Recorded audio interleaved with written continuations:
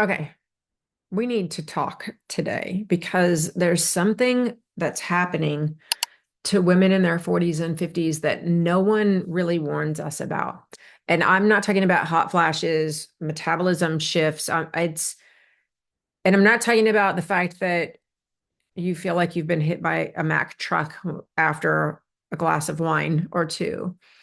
It's this weird, unsettling kind of shift, and it creeps in.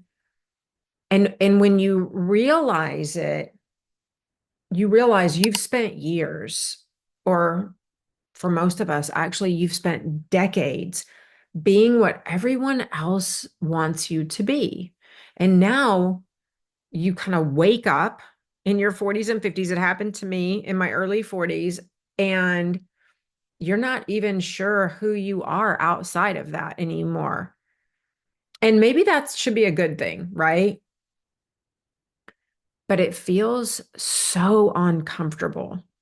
And most women don't even recognize it for what it actually is. And that's why I want to talk about this, because most women feel like they're losing it. They feel like they're broken, they're crazy, like something is wrong with me. And there's nothing wrong with you. You're not in crisis. You're not crazy. You're in transition. And when it happens, the other thing that I think feels as so uncomfortable, like uncomfortable as hell, it feels like it's an end of who you were. It's an end of being a mom. It's an end of whatever identity we've been hanging on to.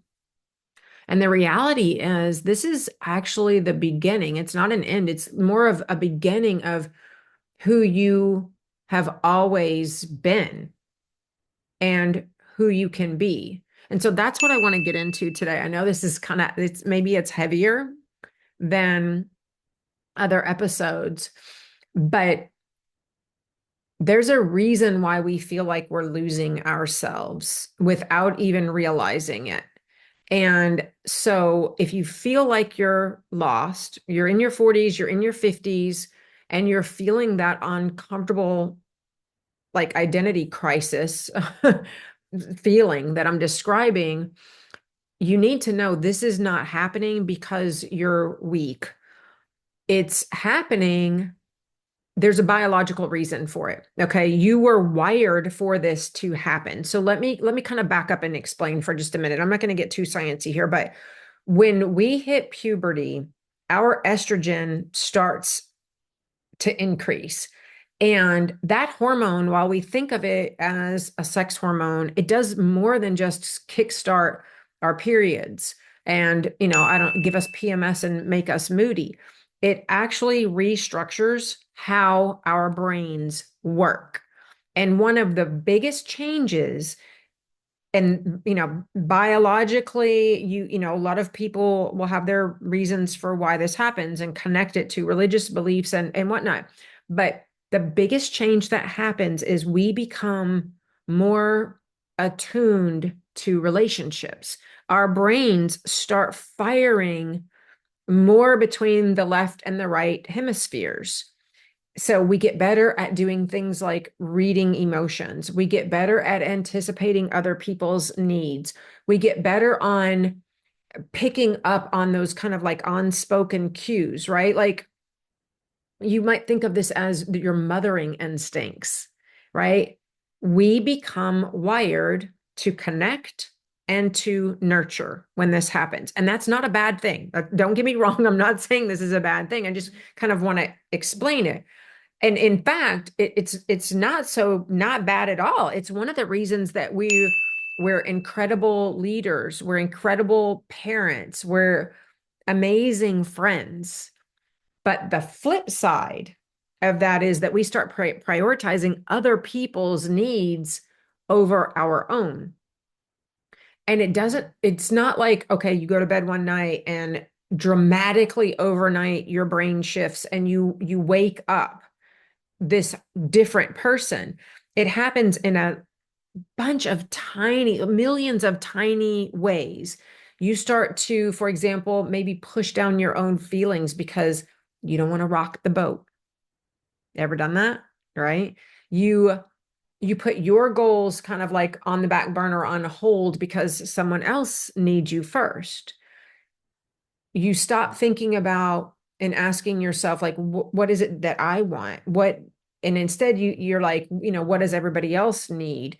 And it's instinctual. It's not, these are not like conscious questions or conscious actions.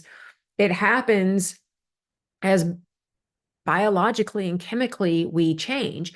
And that pattern that we get into runs so deep in who we are and how we interact with people that we don't even notice until one day we do notice. And here's where things get interesting. So we hit our 40s and 50s, and that same estrogen that had taken off and created all of this, it starts to decline. And just like it reshaped your brain in puberty, it reshapes our brain again. And this is why I talk to you so much about how menopause is not just a physical shift. It doesn't just create the physical changes that we began to see. It is an emotional change. It's a mental change. And it pulls us to nurture and adapt, where it pulls us from nurturing and adapting, everyone else's needs. That grip on us when estrogen started going up in puberty, that grip starts loosening. And for a lot of women, this feels very freeing. Like, some women tell me they feel like they're waking up from a long sleep, like they finally have permission to focus on themselves again. But for most of us, it feels uncomfortable, unsettling, like there's something missing. Because when you've spent years, decades, and you're in your 40s now, and you've spent, 30 plus years defining yourself by what you do for others, what happens when that role starts to shift? You start asking questions that you haven't thought of in years, and maybe ever. Like, what do I actually want? Where do I fit into this? How do I matter? Who am I when I'm not being a mom or an employee or a leader or a partner? What makes me happy? Like, what really and truly makes me happy? And if you don't know the answers to those questions and they are coming to mind, that can be really, really scary. And so for many women, so many of you who I talk to, instead of embracing that and seeing it as an opportunity, many of you start to you fight it, you resist it, and you keep over giving and doing for everyone else and over functioning in these roles. But here's the thing: you cannot out give your way out of this transition. Let me say that again. You cannot out give your way out of this transition, because it's not a problem that you need to fix.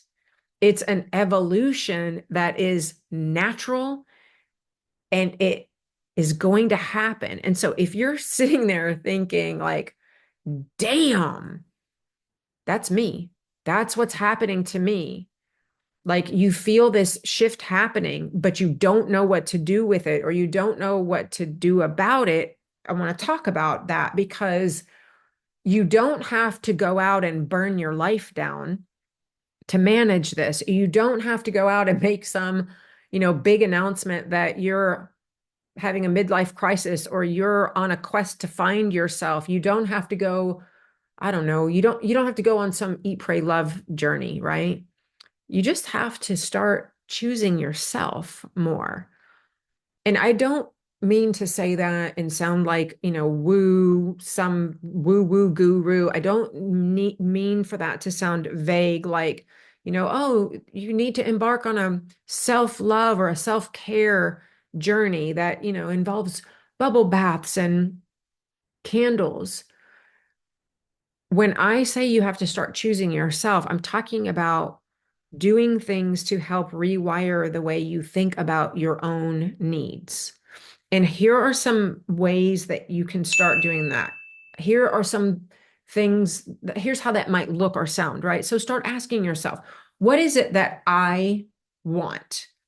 And don't just ask it in this esoteric kind of way. Actually answer the question. What do I want? Sit down and write that out. Spend some time really thinking and writing about it, and stop apologizing for wanting more or something different.